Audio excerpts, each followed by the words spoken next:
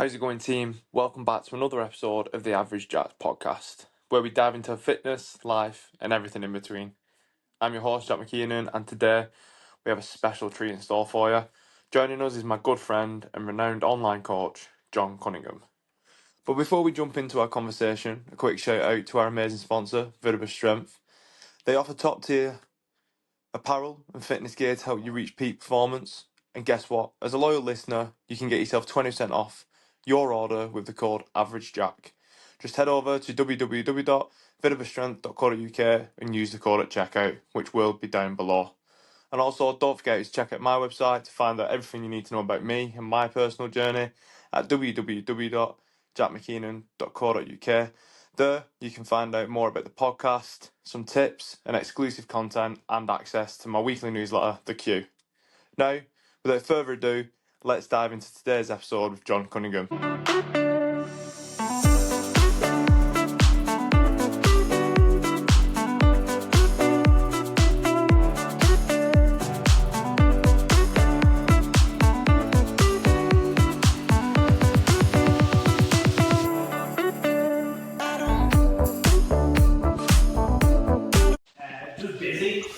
Busy as ever. You're a busy man. We're both busy men. I'm looking forward to this. I've never really been a guest before. I'm shitting myself. Are you? Yeah, I'm dead. I like you. You were the one that I've wanted to do sort of for ages. Not blowing smoke up your ass, but I'm this one. I do feel when you host a podcast, there's more pressure. So I'm nervous when I host.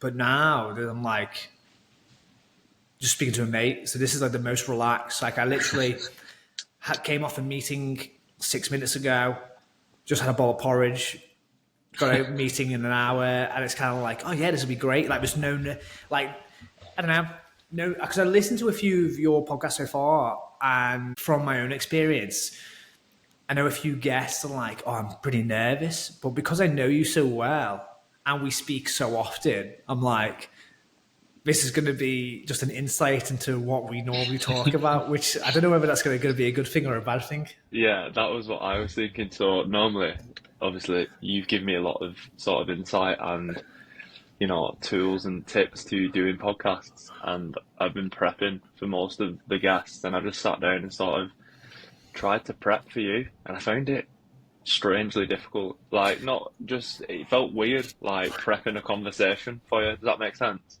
Yeah, because even I was like, what are we going to talk about? Because we've talked about email marketing, we've talked about training, we've talked about nutrition, we've talked about philosophy, we've talked about, so we've got such a broad scope to go by. I've done no prep, I've done no nothing. And I know you said, oh, I'll send you some bits over.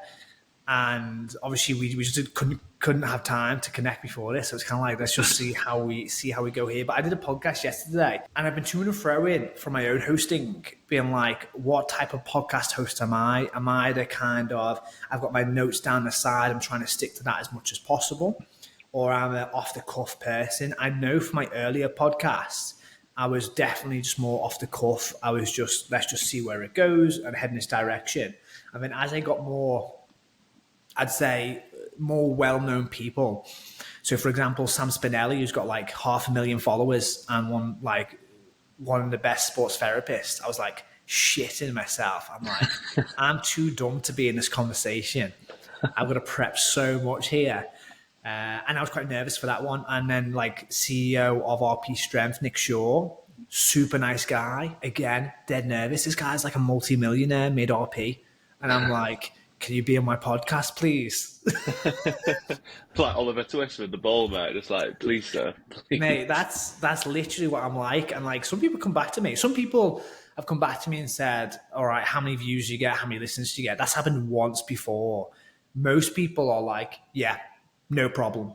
Like, send me the link. I'm on. And I know we spoke about this before in terms of your podcast and whatnot. And you get that little bit of self-doubt and be like, oh, should I do this? Should I send DM? And then I've heard it. I think I've heard it from Chris Williamson. I'm a big fan of his podcast. Like, just send a DM, and a lot of people love to chat, love to connect, especially if they're in the realm of they like to put information out there. It's just another platform to put them to put their information out there and what they think as well. So a lot of people do say, yeah. I mean, some people are busy and say no, but yeah, it's a Yeah, wild ride. How you finding it? yeah, good, mate, good. Obviously, you was one of the few people that listened to my solo podcast the other day, and I sort of jumped into that. Not that well received. Really? Yeah, like dead low, but it is what it is. It was sort of there for me to, as I said in that podcast, hold myself to my own standards and expectations. But mate, that was so cathartic. I know you do your own solo ones and individual ones, and just to sort of get the chaos of my brain out of my brain. It was like journaling, but obviously to a camera and to myself. So I went into that. I watched it back, and I think knowing myself, and probably I don't know if you picked up on this because you know me quite well, that I felt quite tense and stressed initially. I probably came across that way because I was frustrated that I'd missed a week. And as I got through it, I could just feel myself, like lightening up, becoming more of myself, and just having that sort of that pressure just going away. It was so insane. But yeah, man, the journey's been different. It's been sort of going to the nerves and things like that. I'm naturally a good talker. I can pretty hold a conversation with most people.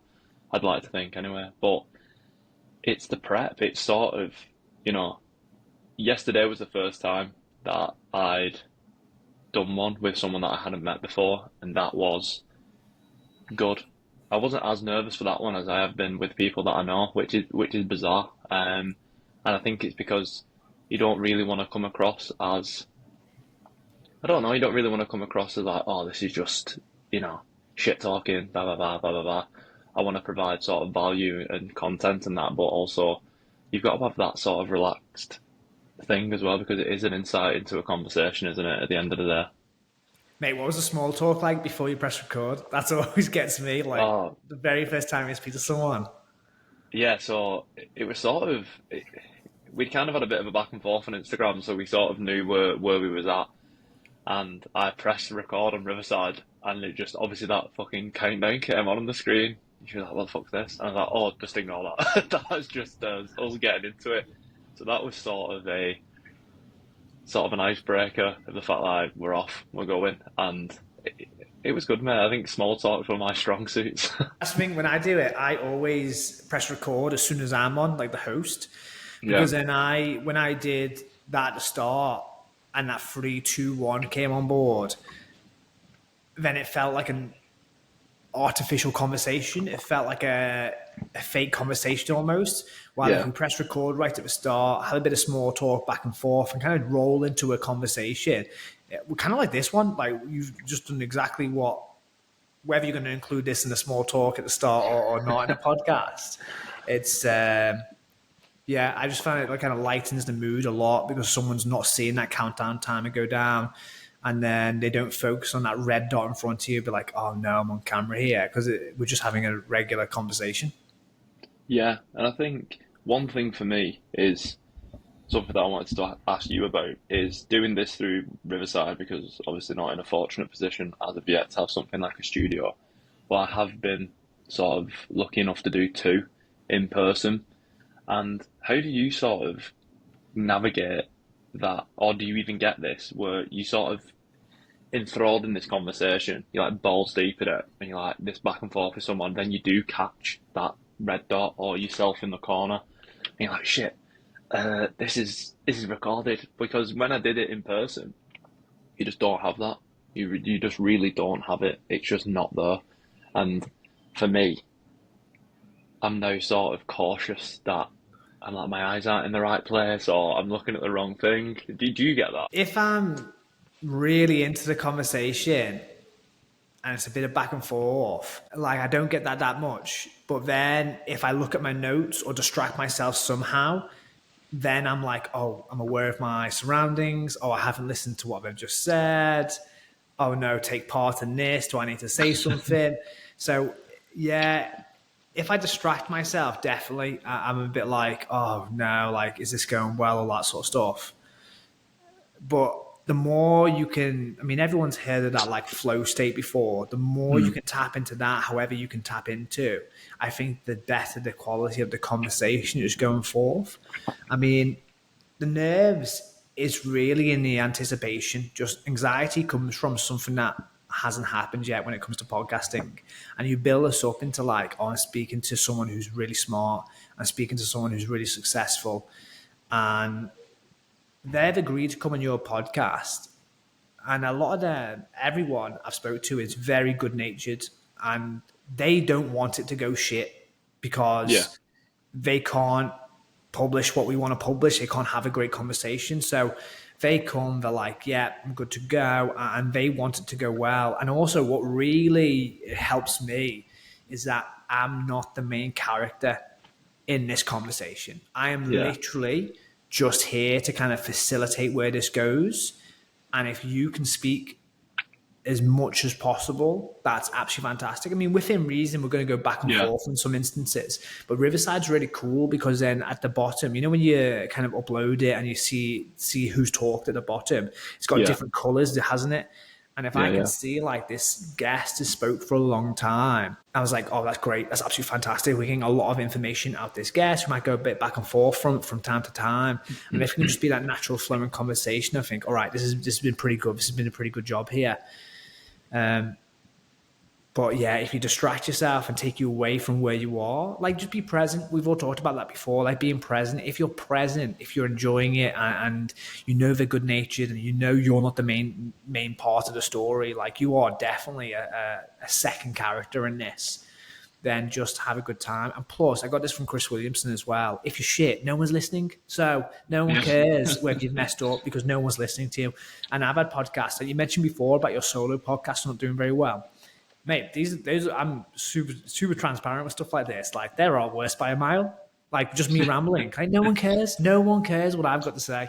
But for me, it's just practice. Like I see everything as practice, and like we might even get as low as like I'm not afraid to say like 5 views on a solo podcast. But I'm like that was more for me because that was Yeah. me learning what I'm going to go through. So, for example, we might talk about like carbohydrate during exercise, and I made a bunch of notes. I'm going to talk about those notes, and for me, it's just practice speaking because eventually, I got no idea where this podcast is going to go. I've got no plans on stopping, but don't really have a game plan to be like I'm going to be Joe Rogan or Chris Williamson.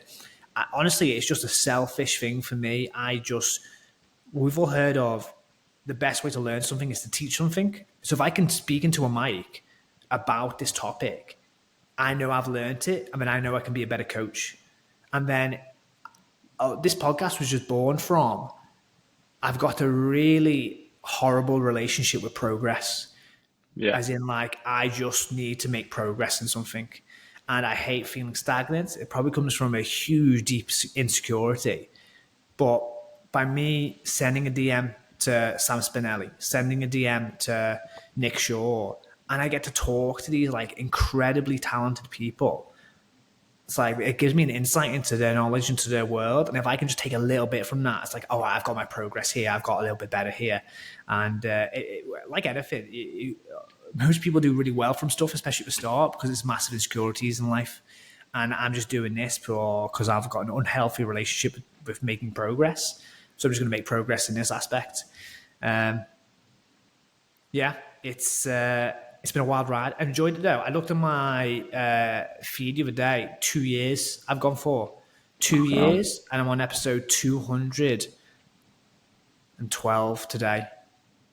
That's incredible, Matt. Like, I remember you saying to me when we did episode 1, which was 10 episodes ago, for me, like, to just say, like, this will be episode 11 is just mental. It's just saying, like, because I remember you saying to me that, isn't it, there's a stat that most podcasts never reach past episode 3 or something like that. Mate, I think it was Chris Williamson again. I get a lot of inspiration from Chris Williamson because, I mean, my wife's like, oh, you bum him. I'm like, yes, I do.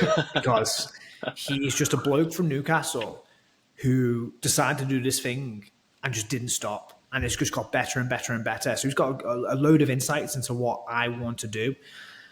And I think he said something like 80% of podcasts don't make it past episode 3. And of those podcasts that do, like another 80% don't make it past episode 25. So by doing 25 podcasts, you're literally in the top percentile of podcasts. Now, I did not believe that at all, but wait until the end of the year, especially for your one, and you get that Spotify Wrapped, and it's true. Like, the results come back, and I screenshotted it every year. Like, I screenshot what year one was like, what year two was like. Spotify comes back and be like, you're in the top 5% of fitness podcasts in the world. Well, I was like, and then, what? Really? Me with my 5 views on my singular podcast, my solo podcast. I know it's good that the guest one goes a little bit better, but like I think most things you can get good at by just not stopping. It's just a race to not stop. Like just wherever reps in you, it. it's just reps, it's just practice, it's just getting better. Like not afraid of like failing or anything like that, and just give it a go and just do not stop. But it goes for anything. It goes for fitness and training, and I learned that pretty early. Then I'm trying to make this business, and Built Strong's been going now for 5 years. I didn't realize that, and it was shit at the start. It was shit in year two, and it's got a little bit better as we go. I probably look back at it and be like, "Nah, year 5 was pretty shite as well," but just by not stopping and searching for progress, it kind of just stays where it is and gets a little bit better, and a little bit better, a little bit better. And I remember my good friend who owns Steel Habitat, great friend, guy, worked in his gym right at the start. We still speak all the time now. I look up to him when it comes to the business world. And I used to ask him like stuff about, it's got to be a thing for like posting on social media or email marketing or like customer service. And he was just like, what would you say to like a nutrition or a client or athlete trying to find that? They're like, it takes time. Just do the basics really well. He goes, you've just answered your own question. It's like, don't get distracted at these little, like, people get distracted like, I haven't got the right hashtag. I'm like, it's not really the basics when it comes to business and building a business and all that sort of stuff. Like, just make a great product. Tell people about that great product. Redo the great product so it gets better. Get better at telling people about the product. And Value is everything, isn't it? And it's just doing that constantly, reiterating it constantly. And we've done that tons. The first program we did came from me not having a job or an income. So I was like, I'm just going to make this thing called Built Strong. I didn't even make up the name. Mike told me. So I'm just going to use it. And I used to charge people £19 for everything. Nutrition, menus, calories, macros, check-ins, full training program, individualized to you, get on a Skype call, talk about that sort of stuff, and mate, wild. So like again, grinding, still grinding now, pretty unsuccessfully, but nah, man, honestly, like I'm not even like sucking you off here. I like probably nervous because sort of you're a big inspiration of mine, and you obviously like help me a lot with everything I do. And we're very similar in the way that probably why we get on so well is our relationship with ourselves and the standards that we set ourselves. We're probably, I said this again, I am 100% my biggest critic, and I think that is a positive thing, majoritively, but I also think it can be a bad thing. And sort of how do you progress is so important, and not becoming stagnant is always key to developing. But sometimes I know I can be too harsh on myself and probably create unnecessary negativity in something that I'm doing. How do you rein that in if that happens to you? Like, do you sort of have to step back sometimes and think, I'm being a fucking cunt to myself here? I'm actually doing pretty sick. mate, that can't be a serious conversation, that. Mate, I am the worst when it comes to giving myself praise. Like, I can't answer that. Like, literally don't have a clue. Like, if obviously people might be listening to this and be like, Jack interviews people who got their shit together, who seem successful on the outside. Mate, I'm chaos. Like, a bambling person or rambling person on a podcast and tries to get by. No, mate, I've got a terrible relationship with myself in terms of progress and giving myself praise and anything that pats me on the back and be like, I did all right. And if it does happen, it doesn't last very long. So, for example, it comes from just deep inadequacies. So, for example, I lived in Australia for a little bit, and I started this online thing called Built Strong. And after a few years there, we started to come back. Well, we came back to the UK, and I just thought I was underqualified. I was like, I'm just not smart enough for what I want to do. But in mind, I've already been a coach at this point for like a decade almost. So like, all right, I'll just do a master's degree. So I was like, oh, I'll just do a master's degree. And so I went to Chester University and did physiology and sports nutrition as a master's degree. And that's when I met you at Battaglia. I did that, and that was probably one of the hardest points of my life in terms of I was trying to build this income and do a full-time master's degree during COVID. And I remember halfway through that year, I actually contacted my, I don't know, not tutor, but whoever's like in charge you report to. I was like, listen, I'm like burying myself here. Could I split my degree and make it over 2 years? And they were like, no, you can't, because it says when you sign up and in the contract or whatever it is, student handbook, don't participate in full-time work when you're doing a full-time degree. I was like, oh yeah, that makes sense. That like, don't do both at the same time.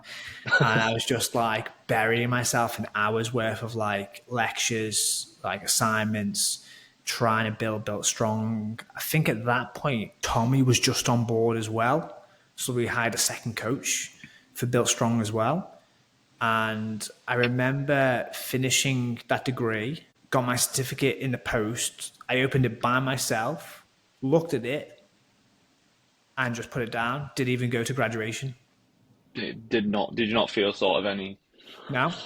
I was nothing? like, no. I was like, oh, okay, that's done. It's kind of cool. I get to say I've got a master's degree now. And then I was like, oh, like, I feel better once I've done this. I got it. I was like, it feels a little bit better. But no one's ever asked me what degree I've got. Ever. Yeah. Do you know what I mean? It was for my own thing. And it opened a few good doors and whatnot. I got like a good internship from it and whatnot as well.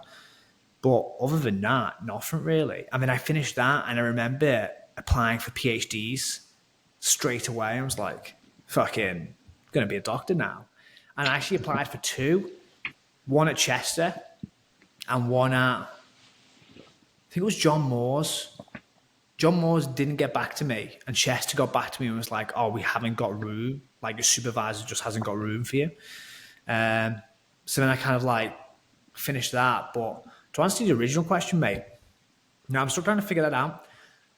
That balance of going easy on myself and not, I don't know, because I'm not very bad. I don't condemn myself, but I just don't praise myself. Do you know what I mean? Like, I'm not there Yeah, being no, I get like, that. I'm not like, oh, I'm not dwelling and be like, this was shit, I'm never going to do that. I look back at it and be like, critical, this could be better. I could have executed this better. From this, I'll now change this next time I do it.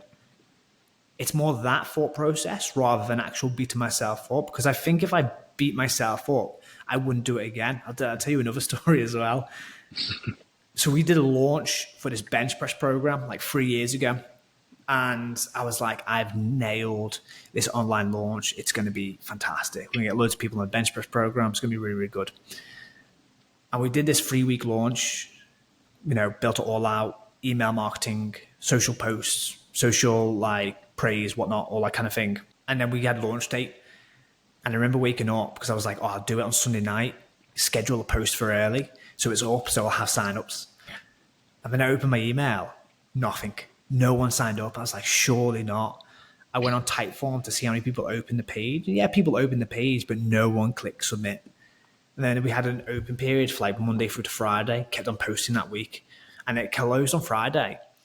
And no one signed up. Not one person signed up for our launch. And I was like, what did I do wrong for that to happen? And it could have been anything. It could have been, because we've still got a very small like social media following, tiny. Could that have got bigger so we have more eyeballs? Did I deliver an actual good product? Did I advertise that? And this was obviously a few years ago, so I can't remember the specifics, but I just remember like writing down like stuff I could have done better. It was like, all right, I'll do it again.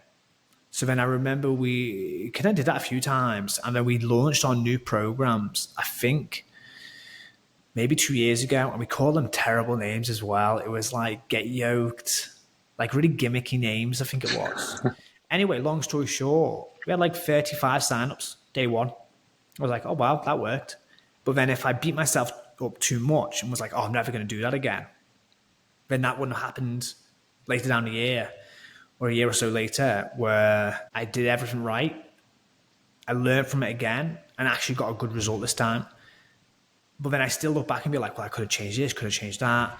Like, what was actually the onboarding like for the clients? Could that have gone a little bit smoother? And kind of reiterating all that over and over again to tweak it. And I don't think it'll ever be a finished product. And I'm glad I don't beat myself up to the point where I'm not afraid to do it again. Because, like, I'm not afraid of failing. I would say I'm not very good at telling people what I'm good at, but I know I'm very good at sticking to something just because I've got evidence of doing it. Like, Burn the boats. I've just trained for like 20 odd years nonstop to the point where it's like ingrained in me. Like, again, probably a deep rooted insecurity of being too small as a kid. So now I just like smash weights for like the And last now 2 you're decades. a fucking yoked Viking. I literally look at my staff and be like, ugh. Like 2 decades of lifting and I look like this. Like, I look like mashed potato.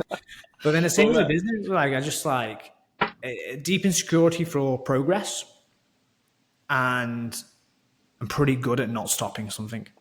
So like the only reason I want to do in fact, we actually did a podcast at Steel Habitat probably about 8 years ago, and we did it only for like 6 months or something like that. Well, it might not even been that long, and we kind of realized it was distracting us from what we wanted to do as building the gym. So went away, but ever since then, I was like, oh, I want to do a podcast. I think I'll be pretty all right at this. And I just like to gain knowledge from other people. I don't like to speak to smart people. But I didn't start it until I knew I could commit to it. And I knew it could be good. And same as our conversation a few weeks ago where you're like, oh no, I missed an episode and whatnot. That's another learning opportunity. It'd be like, all right, what needed to happen for that not to happen? It's like, well, I needed to probably be a bit more organized in my booking in schedules. I probably need to send more DMs, each week to potential guests and get that in. It's just another learning opportunity. So as long as you keep on learning, keep sticking to it, it's like it eventually pay off. But also, have you heard of a Stockdale paradox? No, but I'm all here for it. So the Stockdale paradox, I'm going to misquote this, is one of my favorite paradoxes in terms of you've got complete faith in terms of where you're going to go, but you're also completely open that it could be sabotaged and taken away from it any moment. It's kind of like we're going to be positive here and we're not going to go in this direction, but we're also so open to the boat sinking and it will be taken away. And you know you've got to do a little bit of hard work. And I really like that because then it's kind of like anything. It's like, yes, we want to be positive, we want to head in this direction, but we can't just be airy fairy, the secret, and wish it to existence. It could just burn away. And I'm very aware, I'm probably okay with, you could try so hard at something and not succeed. And that's all right. Yeah, we've talked about this a lot, haven't we? Of sort of, I always use this analogy because I love this analogy of like the drop of water on the rock may not break the rock off after a year, but eventually that one drop will cut that rock in half. And it's just all about staying around until it eventually does it. But it's having that confidence and stubbornness, which I think we both have from sort of listening to what you're saying there. I can relate to a lot of that. To just be like, I'm going to fucking prove you wrong or myself wrong, and I'm going to stick with it until, you know, the progress is there, something is there. Because something I've realised, sort of my own personal journey which is where this has come from, is that, you know, you can put a weight on the bar that you want to lift, you can put a target weight on the scale, or, you know, you can get the job. But once you get there, you realize there's always something else. There's always something else you want. It's just you've got to embrace the journey rather than the destination, because that's the shit what, you know, keeps you going every day, keeps you inspired, and that's the shit you look back on. You know, like when I was weightlifting, yeah, I remember the good lifts and stuff like that. But I was like, God, I remember like the good sessions and the bad sessions and stuff. Like I remember more of what got me there than the actual event itself, if that makes sense. Yeah, mate, that makes sense. It's yeah, it's a tough one. 'Cause sometimes I have to remember to have fun along the way. And like, I'm not a perfect person by any stretch of imagination, and I've got hobbies I want to do. I've got life I want to do, and I'm guilty of, oh, I've got to work. I've got to work hard. I've got to do this. And there's probably an unhealthy relationship with it, and it's probably, I don't know, a deep-rooted learning of, well, this is what I've witnessed as a kid. This is what I've witnessed works well for me. I've maybe got some recognition from this. I'm going to double down on this, and kind of spirals in that direction to the point where sometimes like, oh, I've got to remember to have fun here. And that's a tough one. Do you know what I mean? Like, I mean, got to first of all, define what fun is for you, and what that looks like, and what winning looks like to you. Like for some people, that's like a live in Dubai, be flashy, like Yeah. being an online coach like that. Like that's just never going to be me. Like you can hit me with a dumbbell over the head if you ever catch me in Dubai, like working on my laptop. But then it's kind of defining what will make you happiest and what is winning to you. And that looks probably different for so many people. But it's probably important. I'm guilty of this as well, of taking time out, or not guilty of this, of taking time out and defining what that success looks like to you, because it's so easy just to go through the motions and just kind of get stuck in this rat race of, well, this is what I've got to do. I've got to grind away. I've got to do this. And if you don't define what winning or success looks like or happiness looks like for you, it's like, well, how do you know you're going to get there, or have you got it already? If we just go through in this kind of non-reflective life and not take time to reflect on who we are, what we want to be, and where we want to go. And sometimes that's really, really hard, but that's something I'm trying to work on as much as possible. It's having a bit more of a reflective piece with my life, whether that's within a week, within a quarter, anything like that. But like, where do I want to go here? And can't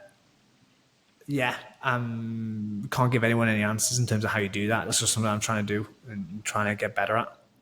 So you mentioned before when you were saying about the initial launch, I think, of the bench program, or one of the programs, and you said you sat there and wrote what you could do better. Is that like just a habit that's instilled to you to just sort of, it's journaling to a degree, isn't it? Of just sort of, but it's like bullet pointing. That's sort of the journaling that I do. I do try and gratitude journal to do what you're saying, sort of reflect on the fact that, you know, again, I'm probably guilty of beating myself up. I probably praise myself, but I'm also on the other end of that spectrum as well. You know, I'm not constructive with myself a lot. I'm like, fucking shit, why do I bother? Blah, blah, blah, blah, blah. And then like the angel on the shoulder's like, nah, you got this, that was decent. So like for me, gratitude journaling has been something that helps with that. But I find just writing stuff down and sort of getting goals on there and what could be better was a game changer. Is that what you're doing when you mentioned that before? Is it sort of just getting your internal thoughts out on paper? Almost, but mine's definitely from like a business point of view rather than like a gratitude journal. So I've never gratitude journaled in my life, like never done it. I've never taken a book out and wrote down my feelings ever. And like I saying that, I sound exactly like my dad. Like my dad's turned around to me before and was like, depression's not real. I was like, oh, I don't think you're going to say that. I think there might be some conclusive like, evidence that's not real. But like, he's like high 60s, do you know what I mean? Like spitting sawdust, works every hour he can get, and just witnessed hard work for him and didn't really have like see emotion at all. So from a gratitude point of view, my reflections I find business so interesting, and not even business. I find anything so interesting because I used to do this when I played rugby as well. I was like, what could I have done better there? And just ask my question that. And this is not, I don't write it down at all. Often it's just like going through my thoughts. So in order for me to do that, I need to have like free time. So I've noticed if I'm swamped in work and putting out fires, I can't do that. But if I go I love my hiking. If I go on a walk, if I lift weights with no music, like I put my headphones in sometimes and don't play anything. Like I like psychopath that. on psychopath on that. Just I'm like, you and I sending do that it, cue out to people like mate. fucking back Yeah, off. I do it. Sometimes I do work with my headphones on and don't have any sound on, just because I don't want to speak to people. How Love that. psychotic is this, mate? I do 20 rep squats with no music on, just put my headphones That in, is and psychotic. just fucking love pain. Anyway, Just yeah, man, honestly, I can relate to everything you've just said there. But that 20 rep fucking squat and not having any sort of like I remember once, and like I'm being such a hypocrite here because I'm always banging on about like we're not the one percenters and shit like that. But I do take motivation from these people. I just this is so fucking embarrassing. I did the 20 squats, and when I was on program with you. And I remember like I just need something here. I just need like lighter fuel in my ears, and I just put Goggins when he does the bench press, oh yeah, and just oh like yeah, 21. I'm just like just putting that on loop there, and I'm just gonna fucking imagine that this is me suffering. And anyone who's never done a 20 rep max squat, do it, and just understand the pain of what you're saying. You're putting yourself through with no sort of external motivation, which is incredible and psychotic. yeah. I mean, it's a biblical experience. Like it is probably one of the hardest. Like for a 90-second duration of exercise, it's probably one of the hardest psychological things that I've done. Like people do Ironmans and ultras, but that pain spread out over like 9 hours or whatever it is, and a superb achievement, a great achievement. And I'm probably not comparing like a 20 rep squat to an Ironman here. Like this, obviously, the Ironman's well harder, but for that 90 second when you've got like 2 times your body weight nearly on you, and just don't let go of the barbell. Just Yeah. don't let go. And Like every urge of what is hurting, which is everything, and stay with it. yeah, just stick with it. I mean, don't get me wrong, guys. It's a terrible training exercise. Like, it's one set taken to failure. The fatigue is absolutely massive. Stimulus is massive, but the fatigue is massive as well. So that ratio is all wrong. You're doing one productive set, and then you're fucked for the rest of the session. I remember one of the first time I've done it. We're getting back to the original question, which I definitely forgot what the original question was. But This I is what remember we're here for. the first time I did it, I was like, I'm going to do it first because I know it's going to be hard today. I literally got into the gym, warmed up, did 20 reps, lay down for 10 minutes, and went home. I was like, I can't even do anything else. I'm fucking done here. Yeah, I try and do it once a year because from then, even though it's like, it's for muscle building, for one set, fantastic. But muscle's not built off one set per week, is it? It's No. built off multiple sets and higher volume work. So it's probably not the best thing to do. But once a year I do it because I think it just gives me a really good base to build. And I've always done a heavy squat off the back end of that. The only time I haven't done that is recently because I was so fucked. My hips and back were like, you're shutting this down. Like after I haven't squatted for like last 4 weeks because I got like knee tendonitis and my backs and hips are fucked. So yeah, trying to deal with that really. So I'm just an idiot really. So trying to I get through. remember on the squat program with you reading. I don't know if you remember this, but you programmed 10 sets of 2 reps at like Oh, 98%. I remember exactly what you're gonna And say. I remember, I don't even think I put it on the coach, and I think I messaged you personally. I was like, you're a fucking sociopath, mate. Why did you do that to me? You're like, what? I was like, I've just done 2 sets, 10 reps, 98% of my 1 rep max, and I thought I was going to die. And you was like, mate, just go and read that again. Yeah. Hey, yeah, like 2 sets of 10 at 90%, that's fucking wild. Like 10 sets of 2 at 90%, I'm like, okay, you could do that. Because even when you came back to me and said, oh, you're a bad man here, I was like, well, 10 sets is tough. And you were like, what do you mean 10 sets is tough? It's 2 sets, mate? I'm like, oh, read that, mate. But it's amazing what your mind can do. If you just if you just like, right, because that's what I need. I need accountability so much. and sort of I need someone to be like, this is what you're doing, this is what it's gonna look like, shoo, and come back when it's done. And I was like, right, he's fucking programmed it. He set me this challenge. I'm gonna fucking do it. I remember like bursting capillaries, like because I do that just easily. And Nick was like, "What's happened to you?" I was like, "I've just been squatting." It's yeah, mate. It's an absolute wild ride on that thing. You should have said you need the accountability on that side of things. How do you find no accountability for your podcast then? Because no one's keeping you accountable to this. This is just you self-managing yourself to get one out. Yeah, that's something that I've been working on myself, of being sort of the captain of my own ship and not using external factors to sort of hold myself accountable. So with this, I found that it's definitely a passion project, and sort of I don't really need a lot of persuasion to do it, if that makes sense. It's just something that I'm eager to do. And I was sort of worried at the beginning that it would fade, as most things do. I mean, there's still a potential of that, but I think we talked about it when you did episode 1 and sort of interviewed me. And I think a big, fucking people would be bored with me talking about this, you know me, but a massive event in my life was what happened in the fire, and realising that you can do everything right. You can sort of push yourself and prepare for it, but something that is completely at your power can just fuck you over. And the way I reacted to that was pretty poor. Was sort of went in my shell, sort of regressed in all the progress I'd made with my training, my well-being and stuff like that.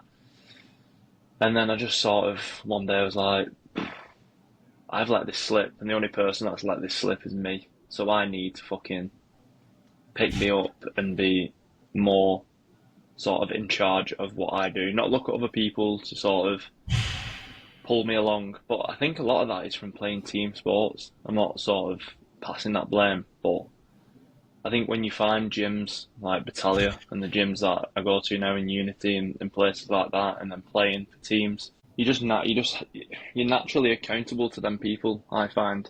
And I think I don't know how you feel about this. You've played rugby at a higher standard than me, but I've just always been sort of that team player mentality of, yeah, there's someone else who needs me, or sort of I'll do it for them. But I've realised probably a little too late in life that I should be doing it mainly for me rather than anybody else. You get different types of motivation, don't you? So 100%. you get external, you get internal, and I think there's actually a quiz you can do online. It's like 4 different types and whatnot. But I think it's so powerful to find out what does motivate you, because then you can use it as a tool. And again, it probably comes back to that self-reflection piece of, if you have that little bit of self-reflection and you find out what does motivate you, like motivation, everyone will feel at some point. Everyone, whatever it might be to get a chocolate bar, it might be go to the gym, but everyone at some point will feel motivated to do so. And if you know what type of personality you are that gets you going, use that as much as possible. So for example, we do online coaching, and online coaching is not for everyone, because you have to be so internally motivated, because it's so easy to ignore your phone and be like, oh, I don't need to go to the gym. While those people will definitely suit an in-person personal trainer who they've got to meet at a place at a time, or a gym class such as Unity. I mean, you rave about Unity in terms of what the atmosphere is like, what the coaching is like, what the environment is like. So if you know, all right, I'm externally motivated by the team, the people around me, go to a fantastic gym and use that and sign up for classes and book into it. Or if you know you're internally motivated and maybe like your alone time in the gym, sign up for an online training program and follow that online, and maybe go to their events they put on every few months, and that's kind of like your social interaction there within the gym. Yeah. But it's kind of just acknowledging and admitting where you go, because as much as we want to be who we want to be, and I definitely think we can steer our lives to where we're going to be, a large part of who we are is genetic and played out. And if your mom and dad and grandparents and genetic and pointing you to, I am motivated by external factors, then use it. Yeah. Like, use a holiday, use a gym, use something, but then put them in your timeline throughout the year so you're constantly working, constantly going. Or if you're a psychopath like me, just your internal motivation will get you there. Like, it's weird you said Yeah. that. Obviously, I played sport, and you probably I sound like a good rugby player when you say it, but a failed rugby player. Like, I look back and be like, but I didn't make it professional, did I? So then I'm not very good. And I'm absolutely fine with that. And like, Yeah. when people around me be like, bloody hell, John, like, you were pretty handy. But in my eyes, I'm like, but I wasn't good enough. And that blunt honesty, I love. It's like, we'll put it in the business world here. It's when people say, oh, I don't track my numbers or I don't do anything like that. And the reason is because you might be afraid of what the numbers come back at you and say. You're like, oh, I thought I was doing really well with the trial lists and the amount of people coming in, the amount of members. But when you write them numbers down and they don't lie, it's like, this is where it's at. This is where we're at. And just be completely honest with where you're at and just accept it for where you're at. And you can't do anything about it at that moment in time, but you can make a plan going forward to get better. But if you put your head in the dirt and you're not realizing where you are, you haven't got that self-reflection piece, it makes it so hard to make any positive changes there. Yeah, I mean, just to circle back what we said at the start in terms of that praise, like, rugby wise for me, it kind of just petered out after a while when I realized it wasn't fulfilling me the way I thought it would do.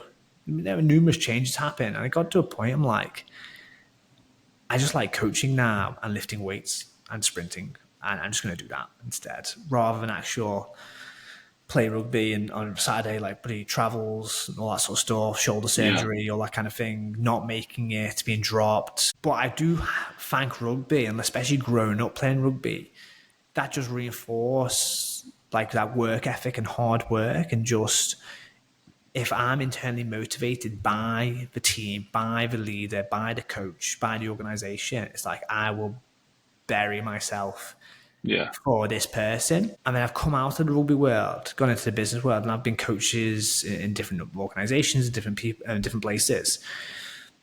And when I definitely know when I buy in, I buy in. Like, if I believe in the leader, if I believe in the organization, or I believe where it's going to go, it's like I'd bury myself for this.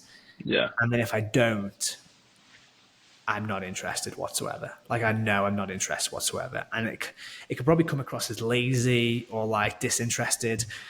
And it's completely the latter, definitely. Like, it's just disinterest. Like, I know myself well enough by now, and probably just hopefully even know myself more in the future. As you know, you go older, you get a bit wiser. But if you know what motivates you, if you know what you're about, I think you can steer your ship just a little bit better. Yeah. And I love people who do things for themselves, and I'm going to do this because I want to. Like, I spoke to a friend the other day, and they were like, I want to be a whitewater rafting coach. I was like, that is incredible. Like, what's your plan? It's like, well, I'm a physio right now, but I want to be a whitewater rafting coach. And obviously, we live in Vancouver Island now, so that's a possibility. Like, you could do that. I'm like, I've got to get my qualification. I've got to do this, and I'm going to make a direct direction. This is what I'm working towards. I was like, that is incredible. Like, that is so inspiring. I just find it really inspiring when people be like, this is what I want to do, this is what I'm going to be, and I'm unapologetically myself.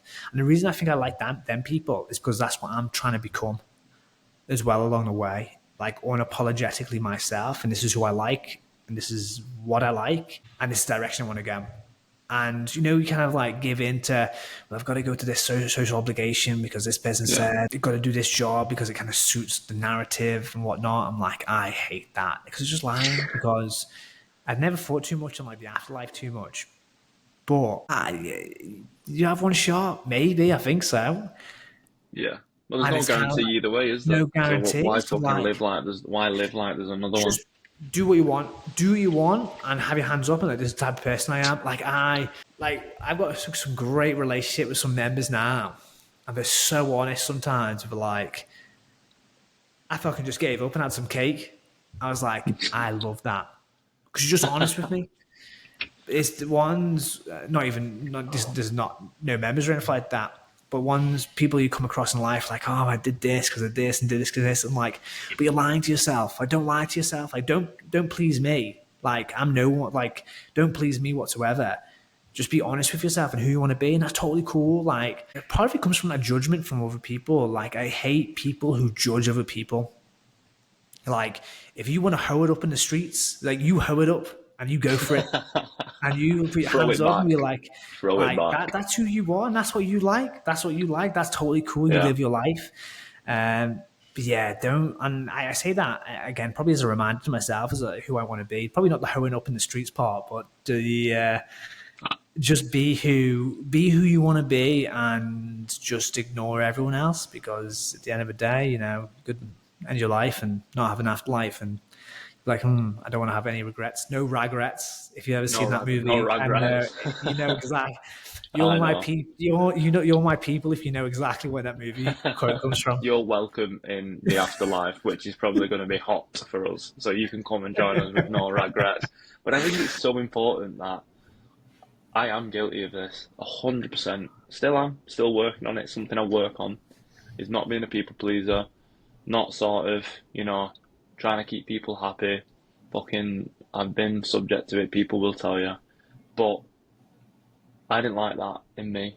So I've not liked myself as a person over the years. And I'm not like, it's not a fucking cry for help or a sympathy card. It's just what I hope this podcast can be, and something that me and you are always with each other is transparent. And I've been in a position where I've not been happy with the person that I am. And a lot of that has come from people pleasing, chasing the wrong goals. But, like, I'm a fucking, like, I'm a stubborn, I'm pretty, like, I like what I like. And I'm learning to say no. And that has been, for me, one of the biggest tools in my toolkit to actually, and I'm still shit at it, but I'm a lot better than I used to be. If you'd gone to me, oh, do you want to go on holiday next week? And I'd be like looking in my bank and I'd be like minus fucking X. I'd be like, yeah, same. And that's just stupid. Like, and I've realised that, burying yourself for other people's gratification when you don't actually like who you are is fucking stupid, because guess what? You live with yourself more than you live with anybody else. And if you've got that relationship, that's the one you should be working on first and foremost, I think. Anyway, personally. Yeah, mate. It's I don't know. It's a journey, because you look back and be like, oh, I was a shell of a person I am now. And I'll probably look back in the future and be like, I was a shell of a person that I am now. For me, that's that progression that we talked about at the start, and just slowly becoming the person that you want to be. And it's just a work in progress. It's by no means am I, or self-admittedly yourself, like the finished article, but hopefully one step closer today than we were yesterday, and so on and so forth as you go forward. It's been interesting. It's been interesting. I think by pleasing everyone, you please no one, including yourself. And it's so easy to people please and be that type of personality, especially for how you were brought up, your social interactions as a kid, for your teenage life, even early 20s and whatnot. To be like, oh, I'm in this way. And again, I said before, a large of it is genetic, and I definitely think it is, but a large part of it is also not genetic, and you can mold the person you're going to be. Like, you can't change yourself completely. You're not going to change your personality, but little traits here and there, like what type of person you are, what the habits you have and whatnot, you can definitely develop them. You've got to put yourself in the right place, whether that's community, yourself mindset wise, and I don't know, take that kind of like leap of faith, if you will, whatever that may be. Nature versus nurture. Hey, yeah, that's an interesting conversation, isn't it? Like, Yeah, that's sort of where, it's a scary thought to think, oh, well, what we do has no sort of impact on the outcome. And like, if you live like that, I just can't I can understand why some people think it. And like, it's all set out. Everything you do is, it's meant to be, blah, blah, blah, which is a reassuring thought that I've told myself a few times.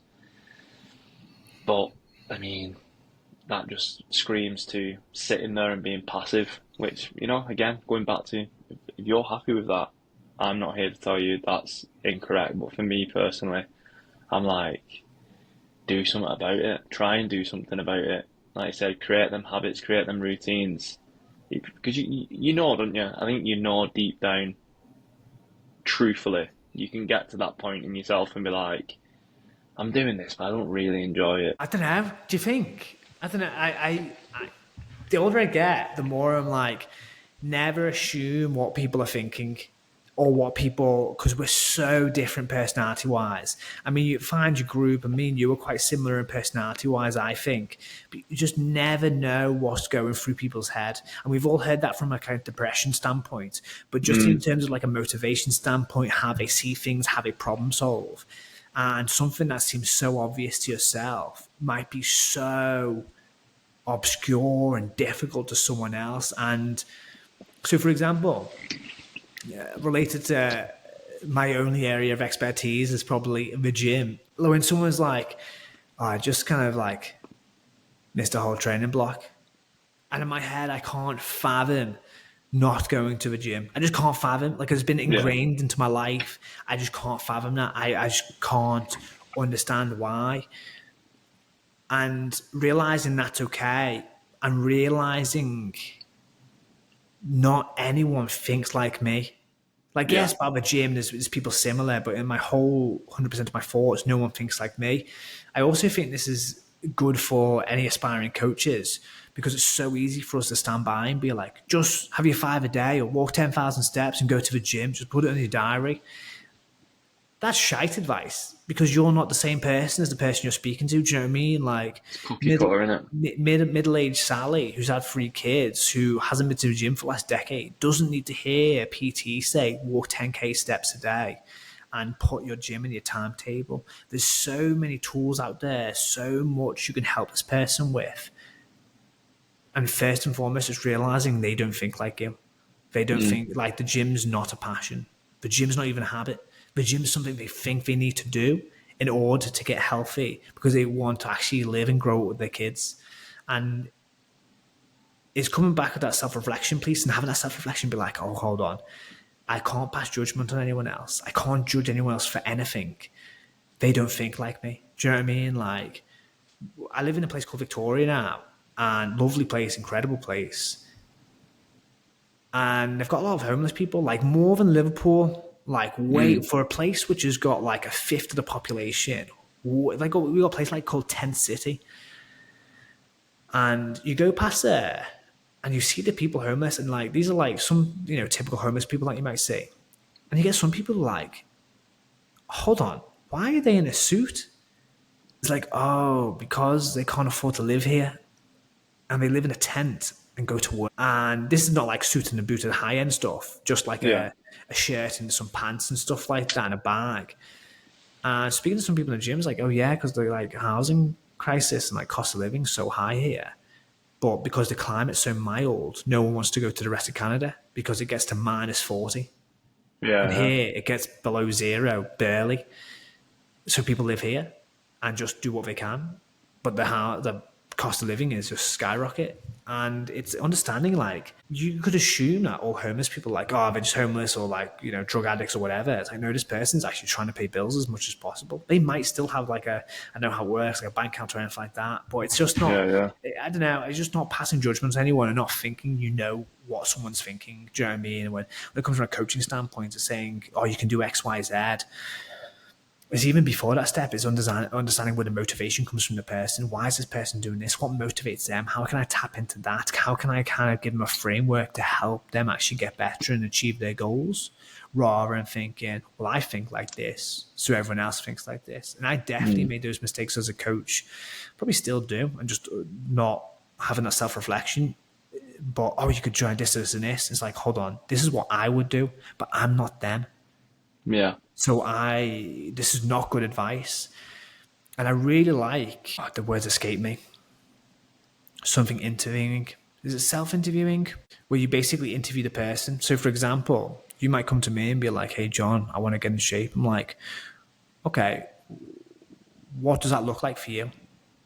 And you say, well, I think it looks like blah, blah, blah, blah, blah, blah. It's like, okay, why do you think that? Well, so because this, and this. Okay, take that away. What do you think is realistic? Well, I think I can do X, Y, Z here. Right, oh, fantastic. So if you think you do X, Y, Z, how do you think you can put that into your timetable? Or I could probably put it like this, but then this is quite hard. All right, do we need to do that? No, we don't actually, John. I'll take that away. Okay, so you can do X and Y then. Perfect. Do you think you can do that?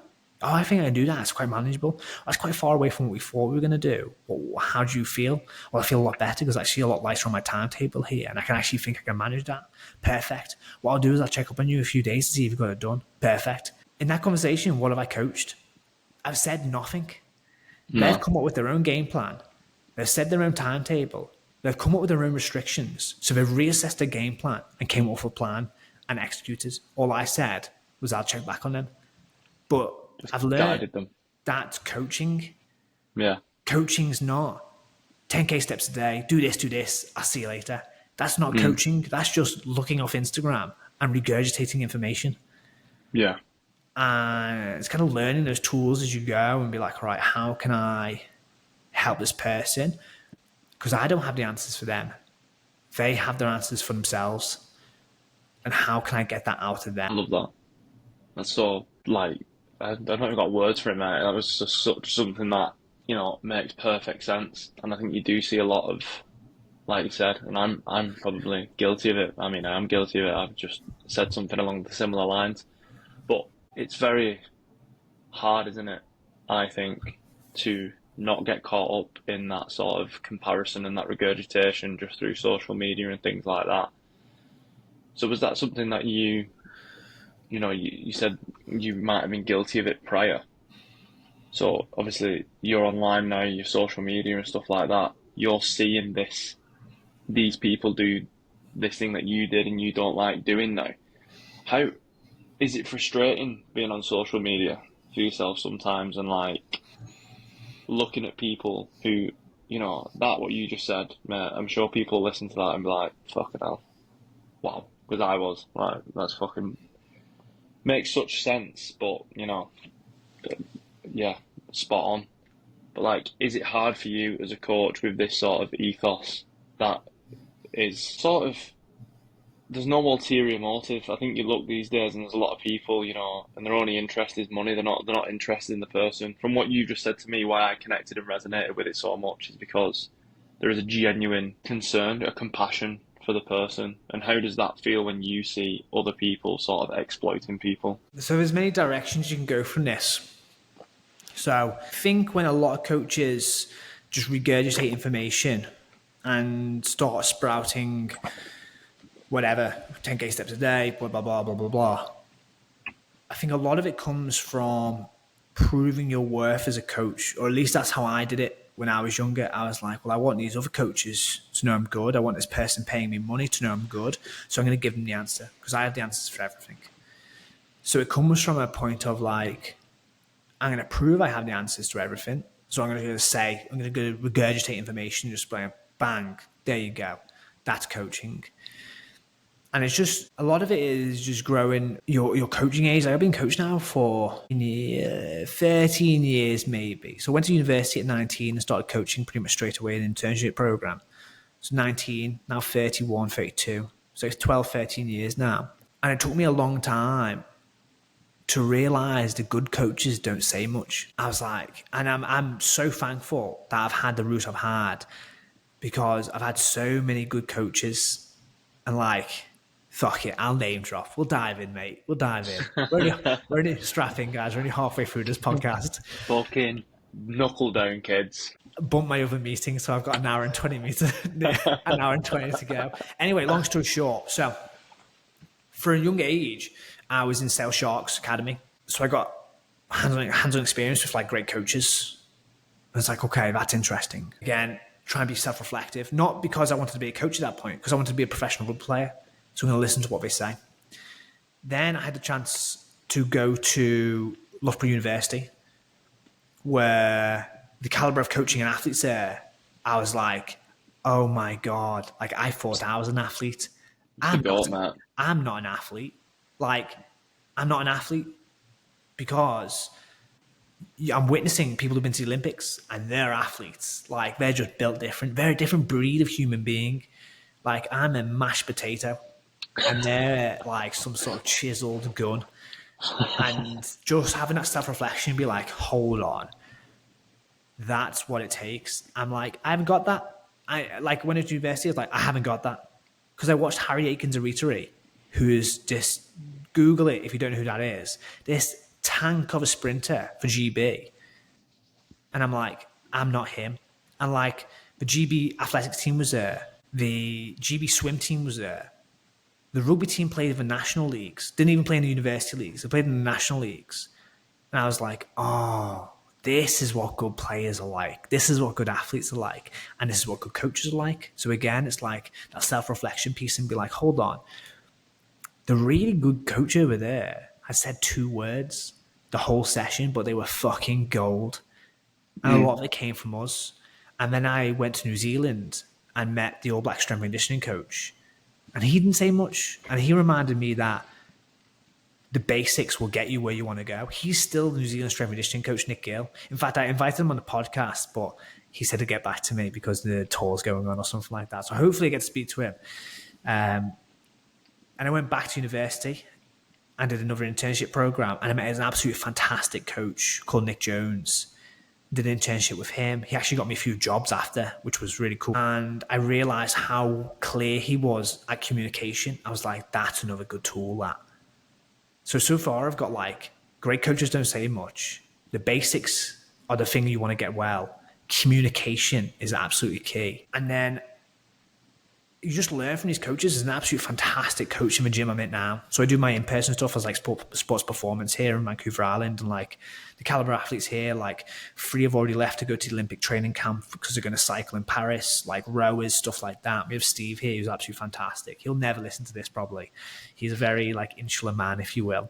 But I've been coaching him there's this off-season NHL camp and college camp. So like one of the players got drafted for the NHL last week. I was like, fucking hell, this is big time. This is training professional athletes in the off season. How fucking cool is this? And a month ago, it's like, hey John, I've got this group coming in. Do you want to help me? Yeah, 100%. I'll do it for free. Like, just get me in the room. And he was like, sweet, just do what you normally do. Just coach people.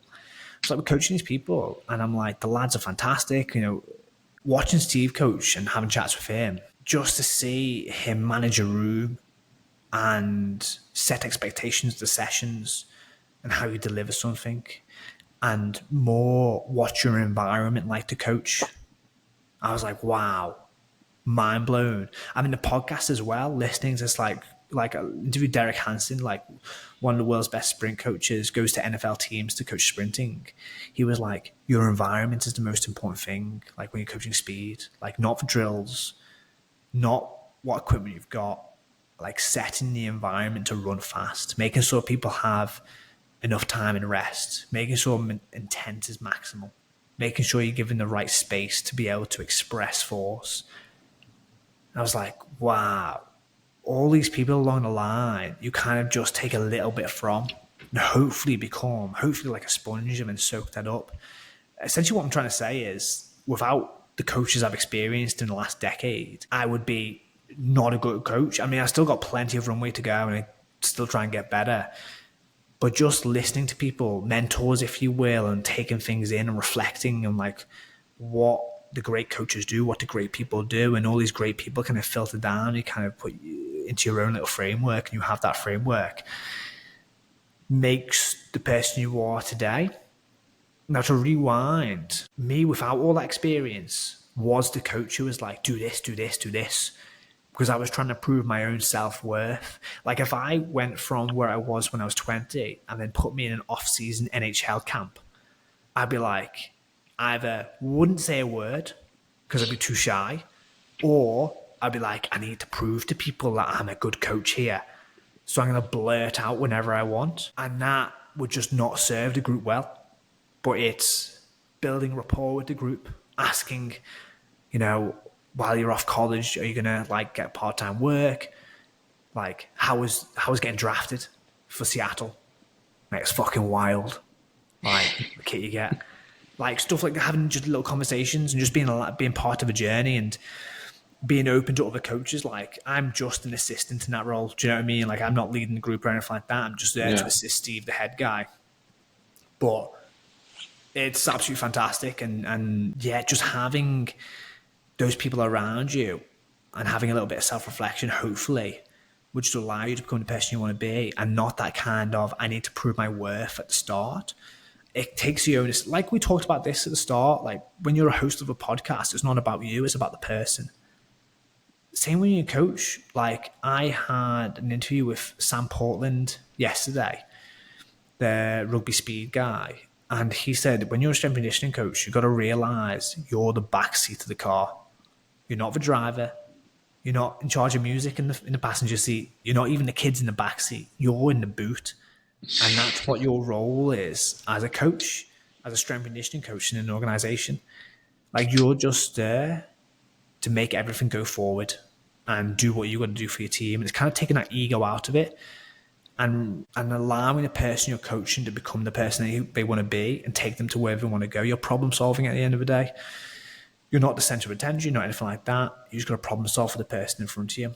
Now, it's still in my mind that the original question, do you get frustrated when you look at social media? So there's two types of wrong information. There's misinformation and there's disinformation. So misinformation comes from a good place. It's that young coach who thinks they're doing right, but just misinformed. But they're open to, I'm going to get better at this. So, like, I'll give you an example. Like, I think I see a post the other day. It's like, you don't have to add weight to get stronger. And they were talking about like tempo and like reps and sets and, doing that sort of stuff, talking about different ways to progress. And the critical coach in me has been like, that's not really true, is it? Because the definition of strength is maximal force upon an object. And how you improve that is load. But they're trying their best. So I'll never DM someone and be like, hey, I think you're wrong here. Because one, that's a cunt move if you're being like a big-headed like twat and be like, hey, I think you should do this. Like, no, like, don't do that. And I was that person. I still probably put wrong stuff out now. I know I do. And in a few years, I'll definitely be like, well, that was wrong. I do it all the time. I did it the other day. And I was like, look back, I'm like, oh, I'd never say that again. Like, that was completely wrong. But it's having that misinformation piece and wanting to get better. So that coach will get better. They just got to take in other coaches, mentors, read loads, and just get better at coaching. And they'll turn around and be like, hold on, if I want to improve maximal force upon an object, which is strength, I have to improve my load. I can't do that with more sets or longer tempo or anything like that. You could argue with more reps and whatnot, but like, that's the nuance and that's what it's about. But then there's disinformation as well. And disinformation is you're purposefully saying something wrong for a financial gain or a gain of some personal endeavor. And that is not great. That shouldn't be in the industry. And that's where you're like, this should be regulated to a certain extent. Like, it's the barrier to entry to become a personal trainer is so low. Like, you need an Instagram account and a gym membership, basically. So low. Yeah. And people are trying to put the best information out there. That's misinformation, and hopefully they'll get better. And then there's things like courses and great people out there that will teach you, and great podcasts out there which will teach you.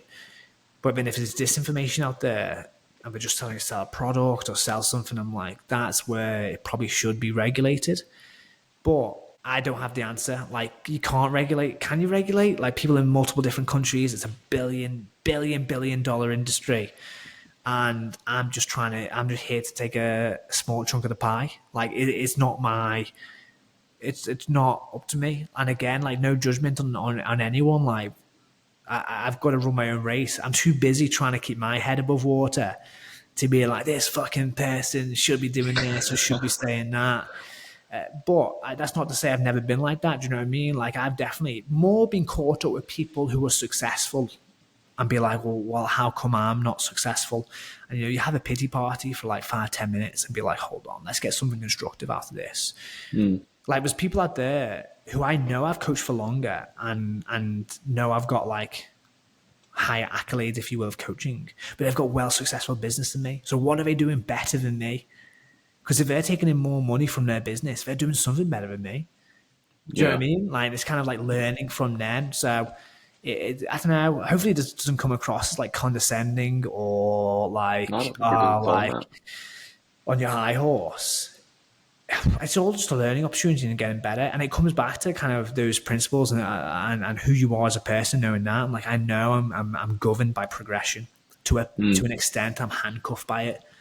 Like the thought of doing nothing for a week, I'm like, gives me cold sweats. Do you know what I mean? Like my biggest problem is stopping rather than starting. So again, people like I have a problem starting. I'm like, I can give you a framework and I give that motivational interviewing to get the answers out of you. But I can't relate. And I know I can't relate. I've got empathy, but no sympathy. Yeah. You know what I mean? Like, oh yeah, I get that. Yeah, it's I don't know. Everything we spoke today, I didn't even realize this. It probably just comes back to knowing who you are as a person and what governs you and what principles you abide by, and realizing that, and then trying to change the course of your ship or wherever to head in a direction you want to go. Hopefully that didn't come across as too cringy. Quick side story, mate. Like sometimes I'm off in a roll, and at the time I'm loving it, mate. At the time, I'm like, that's a fucking boss story, that. And then I look back and be like, that was fucking cringe. And I'll tell you an example of this. So I got married, obviously, last year, didn't I? And obviously you have a few. I don't drink at all. But it was my wedding day, and I have a few. So I had a few. And I did the speech. And I thought I killed it. Like my best mate was crying. Like there was other people crying in the room. And I was like, this is great, this. And then the next day, Dan said to me, she was like, hey, how cringe was your speech last night? And she was like, you were saying stuff like, you got to write your own chapters in life. And you got to, I don't know, something where you're half done and just saying these things. And like, her dad was like clapping me. My best mate was crying. I was like, I fucking nailed this. People fucking bowing at your feet. She's turning around to me and like, that's cringe, that, John. I was like, oh, don't remind me. So hopefully that didn't come across as too cringe then. I look back tomorrow and be like, what the fuck have I just said in that podcast? Mate, I think that's a mad. Do you ever get that? Do you ever think, like, I will come off this and I'll be like, what the fuck did I just say? Oh, mate, all the time. Like, it doesn't. The fear sets in. But I kind of like that because that's real podcasting. Do you know what I mean? Like that's just talking out loud, which I think is what people want when it comes to podcasting. I'm just trying to figure that out. Do you know what I mean? And sometimes I'm like prim and proper when I'm trying to do my interviews, and then when I realize it gets a bit more like this, I'm like, hold on, this is the golden bits right now. This is the golden bits right now. Hold on, since I'm on a roll. I'm going to regret this. Best advice for a coach is get good at this thing called a dab. Have you heard about a dab before? So you dab. All I can think of is a dab. No, not like our age dab. But where you like kind of go for that. Yeah. Like bring someone in.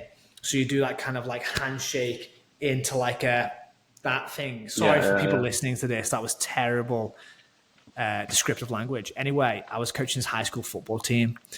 If you want to coach high school football, forget about reps and sets.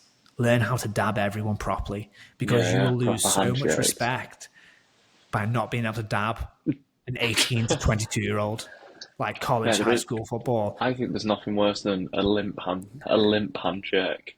Mate, when someone comes and they fucking hand you a fucking dead mackerel and they're like, "Aya," and you're like, "Ugh, I've lost instant." Oh, mate. Oh, like the hands are like clammy or cold, and you're like, what is going on? I remember one time I handshake someone, and this was like when I was like a junior rugby player and we come to the first team in the team I finished off with. I used to be a junior player there, and then went away, blah blah blah, came back. Anyway, before I went away, young fella, I remember handshaking the head coach, and I went in for the handshake. But then he only got my fingers. I was like, well, I'm fucking not playing for this team, Ella. I'll see myself out. Yeah, mate. It's mate. Just be cool as a coach. Just be cool. Learn a lingo. It's definitely. Yeah. But it's about like, I know I probably hopped on about coaching. I think I always fall back into coaching because it's the thing I know the most. It's just those human communication skills, relating to someone, talking to someone, having an open conversation with someone, getting dialect out of them, comes with time. But that's probably the most important thing. Those soft skills, those soft communication skills of like holding a conversation, talking in between sets. That's the real bread and butter. Do you know what I mean? Like we can all learn reps and sets and read a book. We'll eventually get to what's good training, and there's such broad scope of what broad training is. But those communication skills are massive in terms of just being a good person. Again, that kind of relates back to some of the coaches I've witnessed in terms of just learning from them. You can't coach some skills, I don't think. I don't think you can. I think you can practice them and get better at them, but I don't think there's any sort of material like you can do other than application to get better at talking to people or learning how to, navigate conversations and them soft skills that you refer to. I think the only way to learn is to make an absolute twat of yourself occasionally and be like, I'm never doing that again. Never doing that again. It's like when you put, you put a meme in a group chat and it's just the tumbleweed just goes, you're like, right, well, that is not the group for that one. Yeah, but it's like what you said before. I know you find difficulty in this, but it's not beating yourself up over it.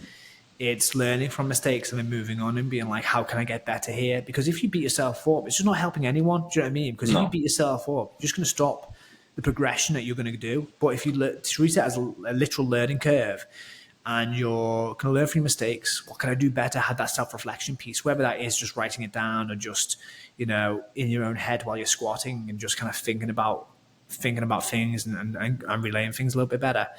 That will just take you forward, because just punishing yourself to the point where you can't do anything is just going to stop you from where you want to go. I mean, I punish myself, but hopefully I do it constructive. I never praise myself, but I punish myself constructively to the point where it's not a decrement where I'm not going to do anything, but to the point where I'm learning from it and like, all right, let's implement this again and go again.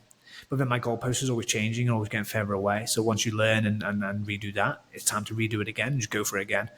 There's probably better. You've probably spoken and interviewed much more inspiring people and much more interesting people in terms of how they actually praise themselves and look after themselves and their mental health. But mate, I'm not the person for that in terms of, this is what I do or anything like that. Like in a meltdown a few weeks ago, a few months ago, in fact it was now, but in a horrible place because I was just working to the point where I was like, oh wow, I'm sleep deprived here and living on an air mattress in a cave with a mouse. In the Hobbit cave. In a hobbit hole, yeah, in a hobbit hole. People are probably wondering, what the fuck's he talking about now? What the fuck are these two bothered about? I know, this is where it's turned from a podcast to we're just now speaking as regular people now. But yeah. But what you were saying then about, sorry to interrupt you, about you talking, there's other people that have talked about mental health and self-improvement in more inspiring ways. I think to hear this from someone like yourself who, you're successful. I know you won't like me saying this and won't take it and it's the progress, but someone who is still fighting these battles and, has these struggles, it just shows that it's always there. There's no magic pill, there's no magic thing to get rid of it. It's just you either learn to manage it in your own unique way and carry on, or you get to a point where, like you said, you just keep beating yourself up and don't try to progress. So I think it's fucking super inspiring, that it proves that regardless of, how far you get, like you said, them goalposts just keep moving. Something that I can sort of relate to is I've been running a lot lately, and the sort of thing that just gets me through is just right, the next lamppost. Right, the next lamppost. If I think about that distance, if I look at my watch and I'm like, what, I've done 0.6k and I'm already blowing out my ass, I'm doing a 5k, I know for a fact I'd be like, nah, brakes on, we're going. But if I just think about that one little thing, that goalpost is obviously always moving, but it's just finding, the little increments, and for me, just having them little wins along the way. Now that's going to sound cringy. Oh, mate, you look back at that. Welcome to my life. Fucking hell, cringe. Yeah, I've got plenty of cringe stories, and I've got plenty of stories where I'm like, oh, I could probably do that better. And it's kind of exactly how I just expressed it just then, like a big breath out and just like, could have done that better. Do you know what I mean? Like fucked up so many times. You kind of learn it and go on. And I don't know how to do it. I don't know how to navigate life. I don't know whether I need to be easier on myself, because if I'm easier on myself, I might be less relentless. Hmm. Do you know what I mean? Like that's Oh yeah. that's my superpower. Like this is it. This is the grind. This is what we've got to do. Do you know what I mean? Like Yeah, yeah. you're working late at night, you're getting up in the morning, you're coaching, you're training, you're doing all this is what it takes.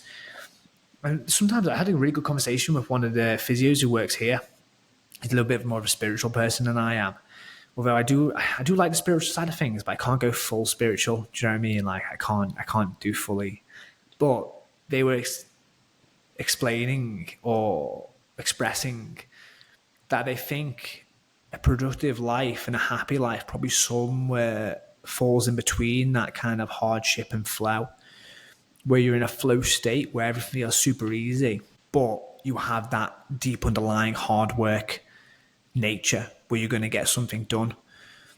Where if you were on one side, for example, flow, you might flow through life, no direction, enjoying it, but you might not get what you want to get out of it, or whatever those endeavors are. But on the other side of it, if you're grinding away and realizing you're not really enjoying the direction you're going, you might look back and say, hey, it wasn't really worth it, this. Like, it wasn't worth the grind. It wasn't worth the effort I put in. It wasn't worth the pain I put in. But then it's hard to get yourself out of that, especially if you've witnessed that growing up, especially if you've seen success from grinding and hard working. And once you get that bit of success from that, you just double down and be like, well, I'll just do more of this.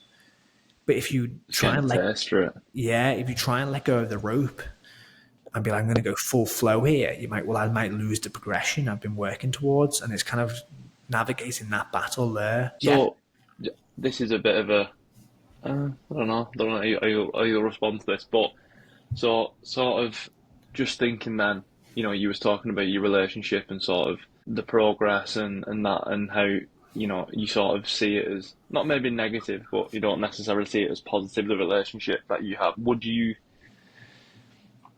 condone that in somebody else? As in the relationship I have with progress, with life, with... Yeah. Like if someone come to you and sort of said them things, would you be like, how would you respond? Like that? Yeah. Like I've got nothing. Do you know what I mean? That's fair enough. I try hard at not passing judgments at what people are doing. Do you know what I mean? I'm like anyone, I'm human, and I'll be like, fucking this person, blah, blah, blah, blah, blah, sometimes. But like, I try and remind myself, like, that's what's there getting through life. And I don't know, it probably comes from like that motivational interviewing style again. Like, if I was like, fuck it, this is my best mate saying this, I start asking questions like, how's it serving you? Are you happy? Like, do you find fulfillment in that? And they might turn around and go full Hormozy and be like, yes, like I work in a cubicle for 12 hours a day and this is fun. Like, well, you have all the fun you want to have. Yeah. But if they turn around and be like, I'm struggling here, then that's kind of there. So it's kind of like, probably don't pass judgment, but be curious and like interview them. Be like, why? Why is that the case? So like, someone asked me that, like, why is that the case? It's like probably got deep rooted insecurities that I haven't sorted out yet, which drives me to where I think I want to go. And I've had success being hardworking, so I'm just going to double down on it and just be hardworking. And yeah, it's caused a meltdown here and there, but as in the character from We're the Millers, no regrets. Like, no regrets. Because it's made me the person, the experience I've had, you know what I mean? And like, I wouldn't pass up those experiences. Like when my latest experience, so I got married last year, came back to Canada. I was doing online coaching at the time. And I was like, I really miss being in like a sports performance environment. So like throughout my coaching career, I've been dotted around like universities, internships, stuff like that. And I've actually just missed it. And you know who's a big inspiration of that? He won't listen to this as well. But remember Tom King? Yeah. Came to Battaglia. Used to work at Liverpool Football Club for 5 years. Me and him actually met each other like 5 years prior to him turning up at Battaglia. He actually interviewed for the job I worked at, and we actually said no to him. And then he went off and done a PhD, and then worked at Liverpool. So like, what a career path for him. Worked under Jurgen Klopp, all that sort of stuff. And just seeing him work with his athletes out at Battaglia, I'm like, I'm jealous. That's cool. Yeah. That's really cool. That's high level thinking. That, do you know what I mean? That's high level problem solving. That's what I miss. And so I moved to Canada, and then I found this job like on Vancouver Island, which is about 7 hours away from where I was living at the time. And I kind of married at the time. You just moved back to your apartment. You've been married for 3 weeks, and I just saw this job offer for this performance specialist in this independent gym with like Olympians, all that sort of stuff. Checked them out. It's like, fucking hell, this is cool, this. I didn't really think about it. And then Dan, she was like, I don't know why she was looking at it, but she was like, have you seen this job? And forwarded to me. She was like, do you think I should do it? She was like, we've been talking about doing this for a while. You miss coaching. Give it a go. If you can do your build strong from it, then all the merrier. Had a conversation with the guy. He was great. He was like, come this weekend. This was on a Wednesday. I was like, sweet. So just drove 7 hours to this, caught a ferry, drove, went to this gym, coached Friday night, this new gym, coached Saturday morning, have a track. He was like, yep, come on board. And then 3 weeks later, I just, after being married for 6 weeks at that point, left my wife and moved to Vancouver Island. And I had to Airbnb for like 4 weeks, just bouncing around different places, getting the bus. I didn't have a car because I left it in where my wife is. And I was getting the bus, and I eventually found this Hobbit home, the one we were talking about before, which I'm not the tallest person, but the ceiling height there is 5'9". I have to duck under some but beams. Yeah, mate, you couldn't come in. Like, we have a mouse now as well. And my commute time was like an hour on the bus, a walk in an hour. And then I did that twice a day. And then was doing my Built Strong, which is a full-time job in itself. Then said yes to every opportunity, and then tried to keep on training as hard as I can. And that's eventually just led to a meltdown. And I'm like 9 months in now. Still don't live with my wife. Like, she's moving over next month. So we've been married. Secret to success in marriage, lads. Just move out. It's going to be great. I know you're getting married next year as well, so that's good advice. That. I'll move pass out. that by Nick Tell Nick that. When we come off. I'll say, John said. But she won't bollock me if you say it, so that's fine. But yeah, and I kind of like that what if moment. Do you know what I mean? Like, hey, this looks good. What if? And I've been working with NHL off-season people. I've been working with a high school football team. I like rub shoulders with Olympians, people going to Paris. I'm like, this is fucking cool, this. And it was just kind of just like, let's just jump and see what happens. And yeah, served me well. Just like, buddy, what's that graph? Like, fuck around, find out. And it's just kind of just see how it goes. No regrets. It's a reoccurring theme in this podcast. So like, we've been doing long distance. If you follow Instagram, sometimes I put photos up of planes, and because I'm traveling back to see my wife like every couple of weekends, and coaching throughout the week here, trying to build a business, trying to get strong as fuck, and just doing everything poorly. But yeah, still doing it. But still doing it. Yeah, still doing it. And it like caused me a meltdown like 2 months ago, and came out the other side of that a lot better, kind of managing my life a little bit better. Yeah, it's been fun, but like more to come. Do you know what I mean? Like, it's cringy as, but like this is a cringe moment coming out of me. But it's kind of just saying like, I just don't want to have a what if. Do you know what I mean? Like every opportunity, don't die wondering. Every opportunity I've had like that, I've tried to say yes to. So for example, I quit university in year 2. So I was 2 years into university. So I kind of like got let go of every team I went to, and I was in university for 2 years there. So I went to Sale Sharks, Bedford Blues. I was like, fuck, I'm just going to university. Played for university in the Bucks League. Great league. I'm in year 2. This like contract came out for New Zealand. I was like, hey, see you later. So I quit university. Went and lived in New Zealand and played Premier Rugby there. Not the Super 12 or not the NPC, the one below that. So it was like Club Premier. And dislocated my shoulder. I was like, fuck. Had to come back to England, get surgery. I was like, I might as well just go back to university. I was like, can I come back to university, please? So they let me in. But I had to pay the new paying fee, which was like 9K or 12K or whatever it is now. Finished that off, and then I got to my end of my playing career at like 26, 27, rugby. And I was like, I met this girl, now wife, and she had a one-way ticket to Australia. So we just started dating like 6 months prior. And I was like, hey, that sounds good. So I quit everything, quit the job, quit the rugby. I was going to quit rugby anyway, quit internships or university stuff. I was like, oh, let's go to Australia. Then made Built Strong and was homeless for a while in Australia, which was fantastic. And yeah, did that. Man, it's such a cool story. Like, and here is the product of fucking rubbing shoulders with Olympians, doing the shit you wanted to do. Bags underneath the eyes, bad knees, Fuck shoulders. terrible beard. Great hair though. Oh, Great hair and great tattoos. I don't know about that, mate. I've got these things on my fingers now just for funsies. I've seen them. I was looking at them. I was like, is that a coffin on his got finger? the old CNI and coffins. No. Yeah. There's going to be some people being like, he's in the Illuminati. That's why he's successful. Yeah. No, you've got the old CNI. Mate, my stomach one, this one. Yeah. He was like, oh mate, that's that Bohemian Grove owl. I was like, you what? He's like, that's that one that, you know, you do child sacrifices to and shit. I was like, it's not, mate. Just a fucking eagle owl that I thought was cool. Yeah, mate. People ask me sometimes, like, what do your tattoos mean? It means I made a horrible mistake in my first one, so I had to get a big cover up, and I have spare cash for the rest of them. Dollar bills, y'all. Right. I know you've got a meeting, and I've just noticed the clock. But before we go, I've got three things that I want to ask. One, I did ask people because I was like, what do I ask John? Because I asked John a lot of things, but I want to ask him something that wouldn't come from me. So I asked some people. So we've got a bit of a Q&A. Curious This is new. who you've asked. I'm guessing one's Nick. No, really? Yeah, these are lads I work with because, mate, you're a bit of a big deal on the snake. Not, People know who you are. Mate, my 2K followers on Instagram will disagree with you.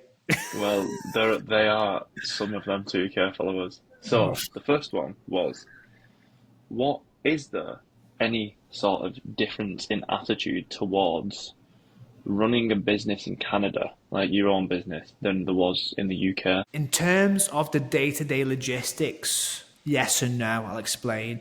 No, nothing really changes. You're still running a business and you're still running a service, a customer service base, and you've got to make sure the product's good and the marketing is spot on. Yes, it's different because we're always trying to improve. So I've been in Canada for a year and a half. So if you ask me what my business looked like internally a year and a half ago, it looks way different now. So for example, we've just started paid marketing for the first time after 5 years. And that's a kind of worms that. I mean, I'm not sure who will listen to this, who does it. And hats off if you've been doing it for a fair few years. But it comes to a point where organic growth's really, really hard. Despite like we do our videographer and try and put good content out there and good knowledge and whatnot, but at the end of the day, when only 100 people are seeing it, it's like I can't try and grow a business here. So we try to do paid marketing. So trying to put like educational videos out for paid marketing and then retarget those those followers now for the 14-day trial, that sort of stuff, trying to figure out that. And just try and make it a little bit more smoother, should we say, the back end style of things, like Zapier integrations in terms of when people click something, they get an automatic email. We're a lot more streamlined in terms of our marketing plan. So each quarter, we break it down to kind of a reactive event, a retention event, and another R event. I got this again not from me, from Mike, my friend who owns Steel Habitat, now gym owner. And it's a fantastic 12-week marketing tool. Basically, we're going to do something every single month that's going to gear towards growth for the company. So, for example, one might be a seminar, which we're holding in 2 weeks. One might be a big mass marketing campaign or email campaign for past members to be reaching out and see if anyone's interested coming back. And one might be, say, like a webinar or something like that. And we just move through them monthly. And so it's a lot more structured in terms of the marketing campaigns. And I really like that approach because you're just pissing in the wind if you don't do that, I think. Because if you haven't got the structure, then how do you grow?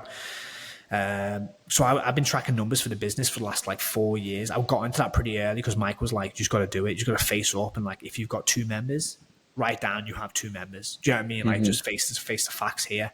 So we write down everything, trial list, members, all sorts, like social media growth. We track every number.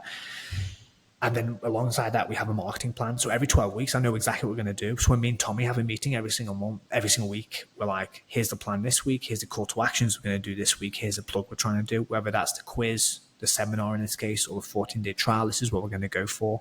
And then we build out programs and make them a little bit better. So in terms of like the business looks different, it's the same process, if you will, of like product, market, that sort of stuff. In terms of a geographical location, I'm going to say not yet. Just because I've been here for a year and a half, and there's been a change in the business from going more from like a body aesthetic look to more performance look. So we've done that in the last year as well. And now I'm kind of in my own echo chamber of sports performance. Now you might be able to see that through social media and the videos that we do now as well. So it's probably more accepted here, but just because I'm in a hub of people who do that anyway. Do you know what I mean? Yeah. Rather than like Liverpool's a very aesthetic base, I feel like, and now it's getting to hybrid training and running and all that sort of stuff. It's probably a niche for everything, actually. But yeah, it's probably a disappointing answer. The business has changed a lot in terms of how smooth it is, but the actual logistics of what you got to do for a product and a customer service product, it stayed relatively the same. Another caveat on that, which great answer. I'm sure he'll be thrilled with it because that's what he was looking for. Was how is the sort of reaction of speaking to just somebody and being like, what do you do? You know, I have my own business. Is there a difference in reaction in the UK than that of Canada? Because there's this perception of like everything's fucking stellar in like Canada and America. It's like, you go, man. Is it like that? Or to be fair, there's a lot less people here where I am doing online coaching. Liverpool is like a fantastic place because there's so many people out there. There's so many collab opportunities. There's so many coaches you can talk to who are doing the hybrid model of in-person coaching online or just online and whatnot. And it is absolutely fantastic. But here, there's not many people who are doing that. I'd say here, the accessibility to sports performance is a lot higher. Do you know what I mean? Whether that's because I'm just in a sports performance private facility where they come here anyway, and I'm just in an echo chamber. I'm sure that's the case, but it just seems people are like, "Wow, you run your own business? That's incredible. What that looks like." But in the UK, in Liverpool especially, there's a lot of people doing the same thing. So I think it's more normal in Liverpool. There's definitely, say, a bigger pool of coaches and online coaches to pick from compared to here. At the end of the day, you're still trying to market and add value where you can and carve your own kind of corner of the pie, if you will. It's the same sort of thing here. But yeah, I think the gym culture in Liverpool is far greater than here. Greater is in like, yes, it seems condensed market, but also there's a lot of customers. There's a lot of people walk around the gym, walk around the streets in Gymshark here in night gear, gym leisure wear and whatnot, where they want it. Cultural. Yeah, it's a lot more cultural. While here, it's hiking, it's camping, it's a bit more hippie-esque. So I'm like, hey, how about this Power Build program? For like, yo, man, I'm just going to do some mushrooms in the forest. I'm like, all right, not my target audience, okay? But then don't do that. Don't clean and jerk and do that. Yeah, and then like, but then again, in the gym I'm at, just attracts the people who cater for anyway. Yeah. Thank you. I'm sure he'll be very happy with that. So, last two, because I realise that I'm keeping you and I don't want to keep honestly, you. mate, I'll take our time here because my next meeting is just cancelled. So, brilliant. we'll go to last two, though, I promise you. But these could take a while. So, 3 habits that you would suggest to a client, a friend, someone that are like, if you was like, these are the top 3 habits that I say you need to make, progress, blah, blah, blah, whatever in your life, what would them 3 be? Top of your head. So, I don't know, because that's like advice, and like, I'm not great at advice, to be fair. I can just say my own interpretation, but I do have a tick list of 5 habits I do every single day that I stick to every single day. And there's 3 C's, a T and a learn in that. and I literally have a sheet of paper and I knock it off every single day. I tick it off. That's how much of a loser I am. One No, that is. I'm so is excited about this. first C, coach. I Yeah. want to be an exceptional coach. Like maybe it's one day at the Olympics, maybe it's with a professional team, maybe it's doing exactly what I'm doing now and realizing I actually was at the destination all along. But if every day I coach, I've done a good job. I've learned how to coach. I've done more coaching. I've got another hours under my belt. Number 2C is create. Have I created a podcast, a post, an email? Have I created some sort of value I can put out there? Third C, connect. Have I connected with a new potential customer or podcast guest? Have I done that? They're my 3 C's. T, have I trained that day? Take that off. I knew that was coming. I knew as soon as you said T, I was like, it's got to be that. And then L, the last one is learn. Like, have I listened to a podcast? Like I started this probably 2 years ago, but I buy notebooks and I don't journal my feelings. Gay.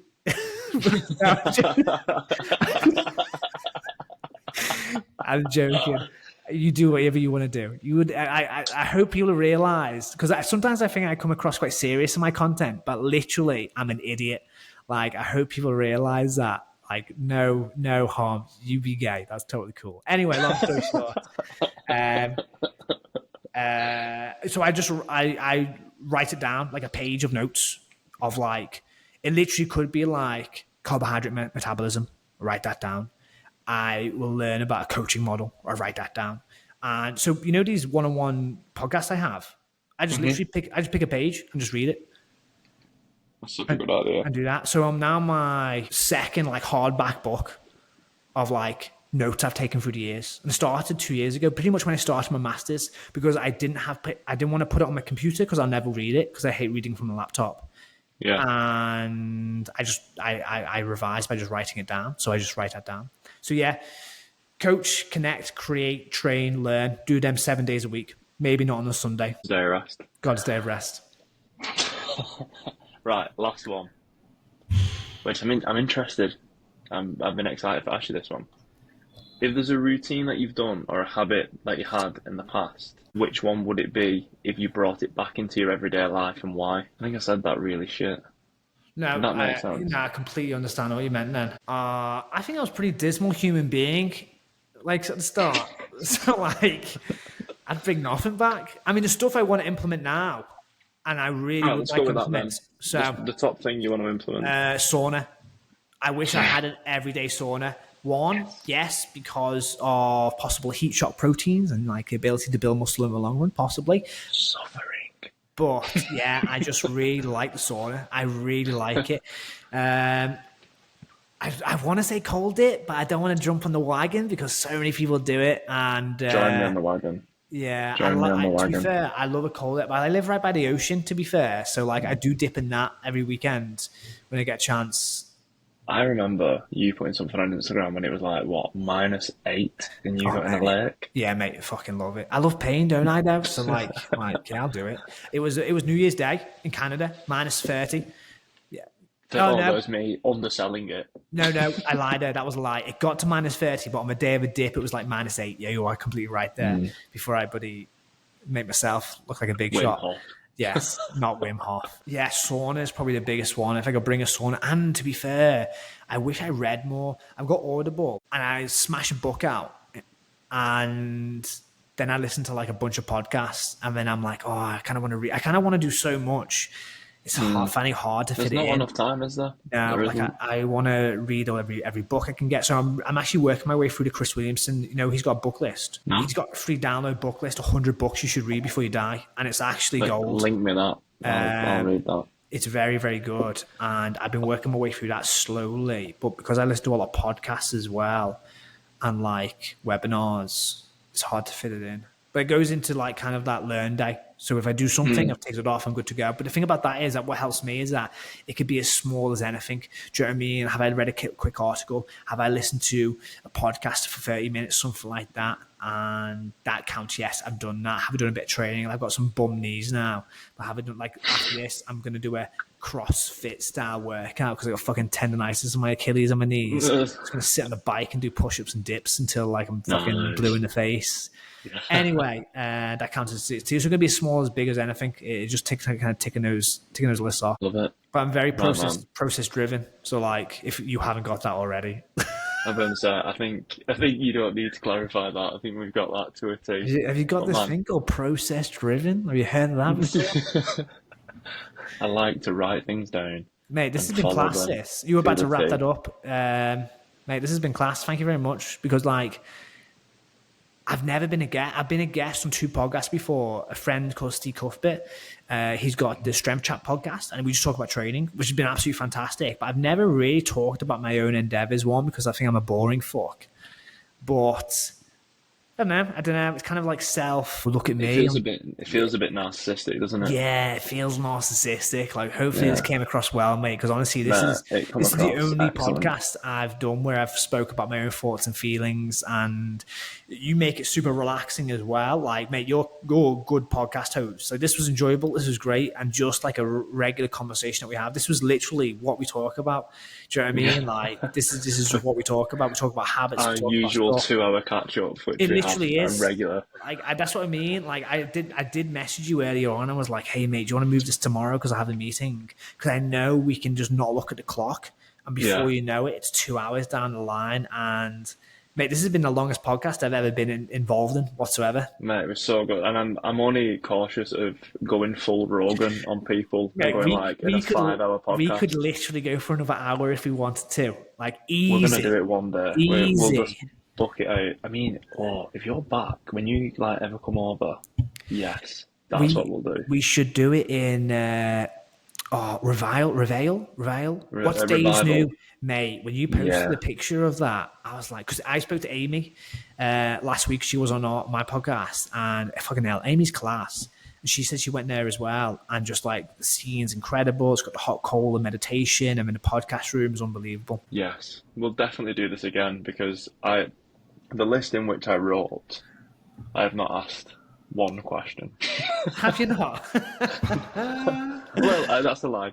The last 3 questions I asked were the questions that I had wrote down, but nevertheless, I didn't want to go off the list. The list is as like a precautionary matter, which I knew I didn't need, so which is why I didn't really write one.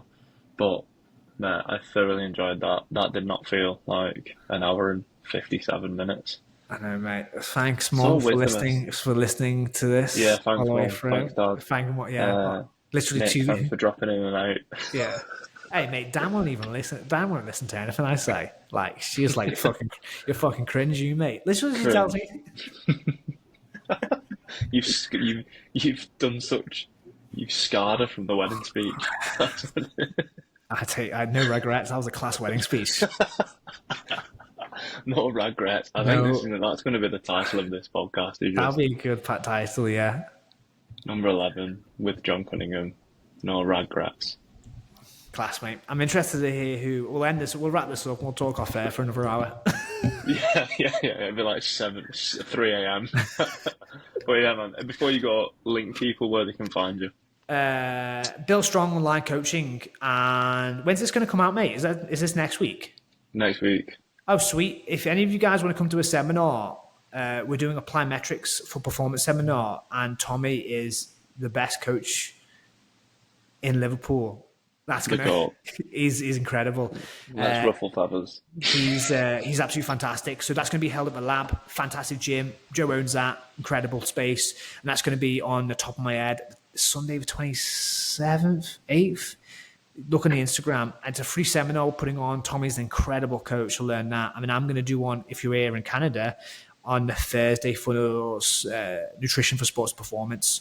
So looking forward to host them in the next few weeks. And if you want a program, cool, we'll definitely do it. But do whatever you want. No judgment here. I will, as a previous person on them programs, the GOATs. Don't miss out. I appreciate you, mate. Appreciate you, mate. I appreciate your time. I appreciate your wisdom. And can't wait for our 1 hour off-air chat now. Let's go. This is the real podcast, guys. This is a real shit. This be behind the Patreon wall. Yeah. We'll put just for one coffee a week, you can listen to this. Peace.